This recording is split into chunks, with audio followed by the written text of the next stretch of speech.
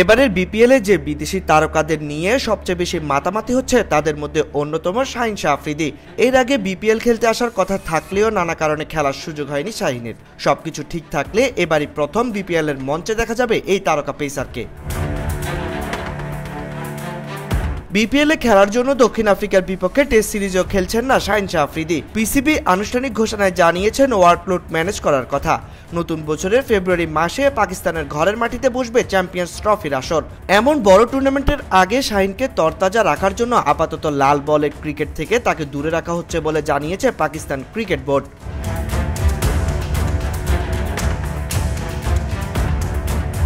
লম্বা সময় ধরে পাকিস্তান দলের পেস বোলিং ইউনিটের সবচেয়ে বড় নাম শাহিন শাহ আফ্রিদি।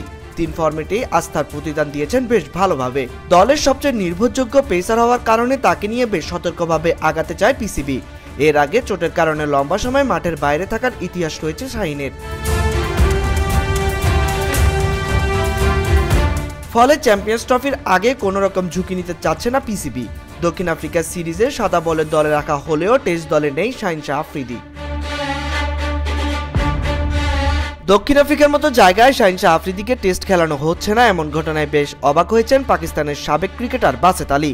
নিজের ইউটিউব চ্যানেলের এক ভিডিওতে বাসেত বলেছেন, শাহিন শাহ আফ্রিদিকে ফ্ল্যাট পিচে বল করাতে বলা হয়েছিল এবং সে ভালো পারফর্ম করতে পারেনি। কিন্তু নাসিম শাহের পারফরমেন্সের কি অবস্থা? অস্ট্রেলিয়াতে যেখানে ওয়ানডে সিরিজে পাকিস্তান জিতেছে সেখানে নাসিম শাহ কি করেছে? আমি জানি না কেন শাহিনকে বাদ দেওয়া হয়েছে।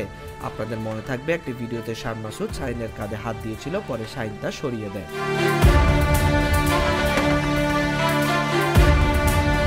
দক্ষিণ আফ্রিকার টেস্ট সিরিজে না খেললেও সে সময়টা বিপিএল এ খেলবেন Shaheen Shah Afridi. Defending champion Fortune বরিশালের হয়ে বিপিএল মাতাবেন শাহিন। থাকছেন প্রথম থেকেই।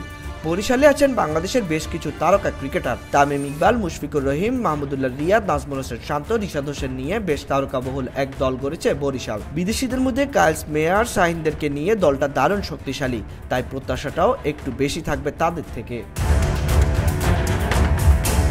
আগামী 30 ডিসেম্বর বিপিএল এর উদ্বোধনী ম্যাচে দুর্বার রাজশাহীর বিপক্ষে মাঠে নামবে ফরচুন বরিশাল।